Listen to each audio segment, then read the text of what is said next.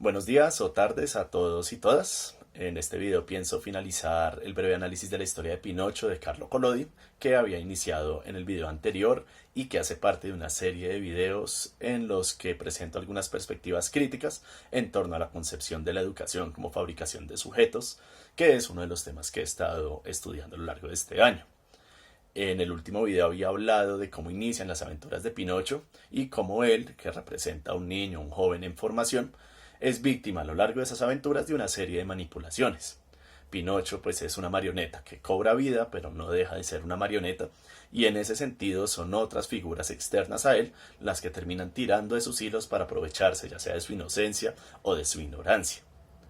Sin embargo, más allá de las manipulaciones de otros, ¿qué es lo que realmente hace a Pinocho tan susceptible de ser manipulado? ¿O qué representa ser una marioneta?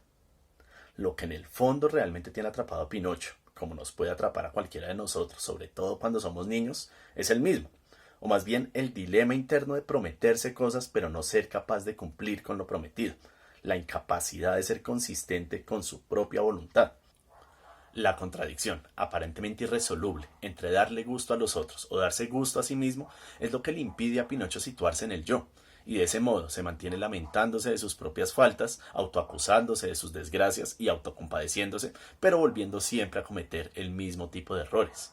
Seguramente cualquiera de nosotros sabe lo doloroso, frustrante y angustiante que es hacerse promesas para tratar de satisfacer amigos o familiares y al poco tiempo tener que abandonar esas promesas por uno sentirse incapaz de cumplirlas. Eso es lo que nos muestra también el proceso de Pinocho y eso es lo que lo lleva a la serie de aventuras que él va teniendo. Finalmente, esa serie de errores o ese proceso de aprendizaje de Pinocho nos va llevando al desenlace de la historia. Pinocho se encuentra atrapado con Geppetto en el estómago del tiburón ballena, donde todo parece perdido, pero es entonces cuando se ubica más allá de sus propios caprichos y de la complacencia hacia los adultos para realizar un ejercicio de verdadera voluntad, sin ceder a los deseos inmediatos que solo dan la ilusión de libertad, pero tampoco sin obedecer de forma sumisa a los mandatos externos que le eximen de tener una responsabilidad propia. Así Pinocho sale de la penosa situación de querer todo y no poder nada para situarse en el yo y obedecerse realmente a sí mismo, olvidando miedos y pensando a fondo en lo que hace. Súbete a caballito y abrázame fuerte, que de lo demás me encargo yo, le dice Pinocho a Geppetto, y con esas palabras se escapa de las imágenes previsibles que todos esperan de él para atreverse a algo que le es propio. El momento en el que Pinocho le dice a Geppetto, ven conmigo y no tengas miedo, es como el momento en el que un estudiante va más allá de lo predecible y anticipable en lo que ha caído. Supera los imaginarios que todo el mundo se ha hecho sobre él para atreverse a algo que procede de él mismo. El joven que se sitúa en el yo no necesita ser el estudiante aplicado que complace a todo el mundo con su obediencia, pero tampoco necesita ser el rebelde abyecto cuya desobediencia en el fondo ya no sorprende a nadie. Situarse en el yo no quiere decir no cometer errores, sino hacer un ejercicio de voluntad propia.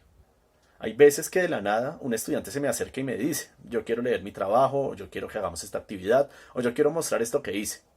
Nadie le pidió que lo hiciera y sabe que incluso alguien podría burlarse, pero aún así lo quiere intentar. Así van quedando atrás las faltas de constancia y las actitudes caprichosas en las que no se pueden confiar para ir dando paso a una voluntad que se afirma de forma resuelta. Con respecto a Pinocho, el resto de la historia es bien conocida. Pinocho y Geppetto escapan y después de unos últimos eventos, el hada azul convierte a Pinocho en un niño de verdad.